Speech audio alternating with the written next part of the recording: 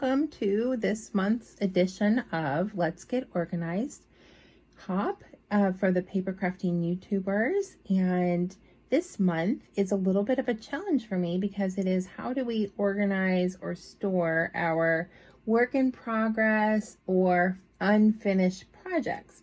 And I'm familiar with that when it comes to quilting, because with quilting, there are a lot of unfinished projects because we start a quilt and it takes a long time to finish. But when it comes to scrapbooking, part of what I love about it is that I can finish it quite quickly.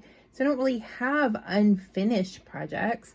I have a lot of work in progress because I have a monthly kit that I create.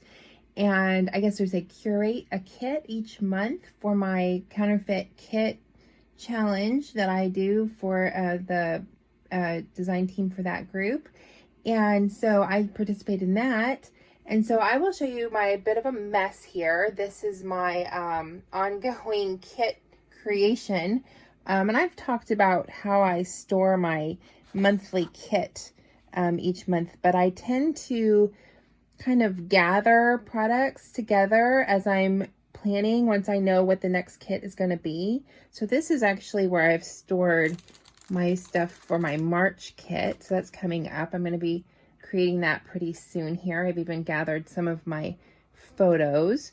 But this is where I keep my ongoing kit for the month, little bits and pieces. This is actually a recent addition, this box. It's from Target Dollar Spot. I have one that's also for Christmas, but I like the divided box. I also have this divided box for ephemera bits. So obviously I have a lot of ephemera bits for my kits, but I do try to keep the kit mostly in here, in this divided box. Obviously divided boxes work really well for me. This cart works well. I keep my trimmer here and the cards from kits that I get each month, and then stickers and the 12 by 12 papers go back here. So that's kind of my work in progress box. I also have this box because it was overflowing, so I had more things come in, and these are from the Cocoa Daisy kit and some other things that I had come in. Allie Edwards came in for this month, so I keep that in this box. So that's kind of overflowing a little bit into there. So that's my work in progress box because it's really my monthly kit. And I find that if I culminate or curate that kit each month, it really helps me to focus what I can create and what I can do. I don't work chronologically.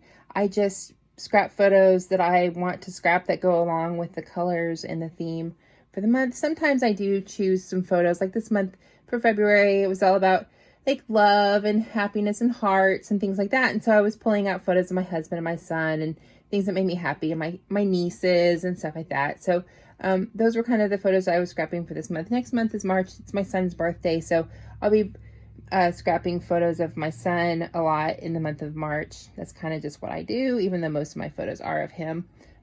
So yeah, it's not the best organization, but it works for me. I mean, each month having that kit, and that's my work in progress. Like I said, don't really have unfinished projects because to me, a scrapbook album is kind of an ongoing unfinished project. I guess there are sometimes when you can finish a project, like if you're doing a December daily kind of album.